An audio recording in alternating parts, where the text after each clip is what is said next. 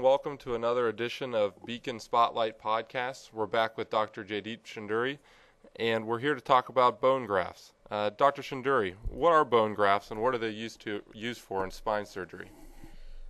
Bone grafts are either your own local bone taken from either areas of your spine where you take away bone spurs or from your iliac crest. You may have heard of people taking bone from their hip, and that's what a bone graft is. You take that bone and then you place it in the spine, either between the vertebrae in place of the disc, or you can place it between the parts of the bone called the transverse processes. This is the biggest thing that's important in a spinal fusion. You have to get that bone graft to heal so that the two bones can mend into one bone. The instrumentation that we place in the spine helps that out, but the instrumentation is not solely what does it. And by instrumentation, we use words such as screws, rods, and cages. Traditionally, what was used for bone grafts? Over the years, typical things that have been used for bone graft are cadaveric specimens that have been highly tested. However, even before that, we used to take bone from the patient's hip. You either make a separate incision, or you can take, through the same incision, you can actually go in and take bone from the back of the hip. And it's actually not the hip bone, although everybody thinks it's the hip. It's actually the pelvis. And the term that we use for that is iliac crest bone graft. The problem with that is it's another area for potential blood loss.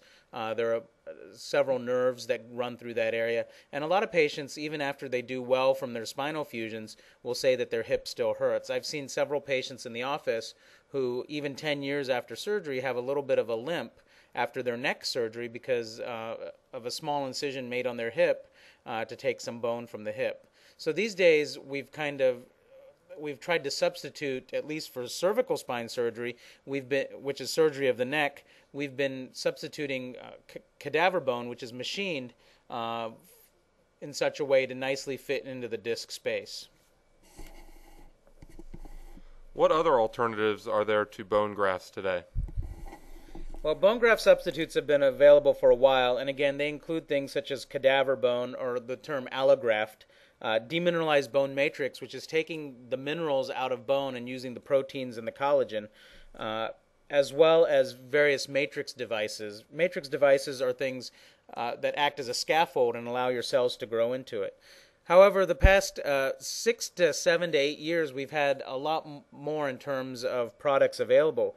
One of the most prevalently used products is a substance called bone morphogenic protein, and the trade name for this is a substance called Infuse, and that's by Medtronic Spine. And basically what this is a protein that's normally found in the patient's body, but it's amplified multiple times and stimulates bone formation. It's a very powerful substance. However, there are some FDA requirements for it in the fact that the FDA says that we should not use it in the neck.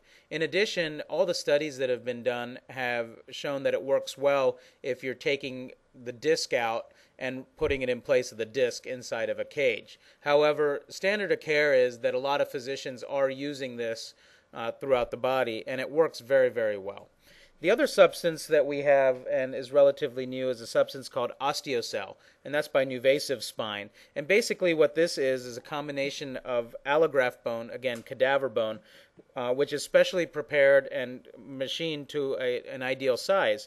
And within this they enrich it with what's called mesenchymal stem cells. These are adult stem cells which are geared towards forming bone. What this allows the spine to do is allow to have the cells plus the scaffolding within it, and it has been shown to be very successful. So in the past, again, we've always said that we have to take bone graft from someone's hip. We're starting to use less and less of this, and generally if we're taking someone's own bone, we're just using local bone that we get from just grinding up the bone spurs and the bone called the spinous process, which is that bone that you feel down the middle of your back.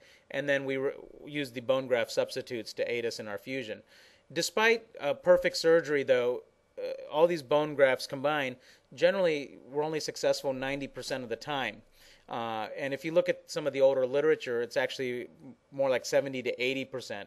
As we're getting more and more of these bone graft substitutes, we're able to increase the rate, as well as better instrumentation and better preparation of the disc space itself. Our fusions have been much better. Thank you, Dr. Chunduri, for your time and for all the great information. Stay tuned for the next edition of Beacon Spotlight Podcast.